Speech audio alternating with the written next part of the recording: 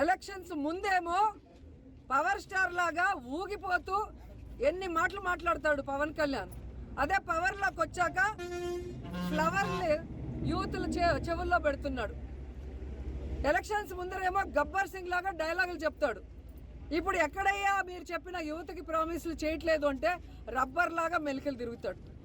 ఈరోజు యువత ఎదుగుతున్నారు. మొన్ననే మీరు చూశారు, డిప్యూటీ సీఎం కనపడటం లేదు అని ఫ్లెక్సీలతో చాలా మంది తిరుగుతున్నారు. ఎక్కడయ్యా మీరు యువతకి ఉద్యోగ అవకాశాలు దొరకట్లేదు అంటే నేను హరహర మల్లు డబ్బింగ్ బిజీలో ఉన్నాను అంటాడు. మరి 10 లక్షలు ఒక నిరుద్యోగికి ఇస్తాం స్వయం ఉపాధికి, ఎక్కడయ్యా మీరు అని వాళ్ళ పార్టీ వాళ్ళని అడిగితే ఆయన ఓజీ షూటింగ్ లో బిజీగా ఉన్నారు. కాలు మాలి మక్కిలు ఎరకొట్టు కింద కూర్చోబెడతాం. జాగ్రత్త, పిచ్చి వేషాలు వేయకండి ఎవరు కూడా.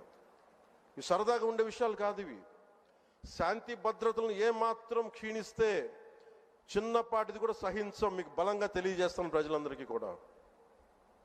పిచ్చి పిచ్చి మాటలు మాట్లాడకండి ఎవరు. సరదాగా లేం మేము ఇక్కడ. చాలా దెబ్బలు తిని వచ్చాం ఇక్కడ దాకా.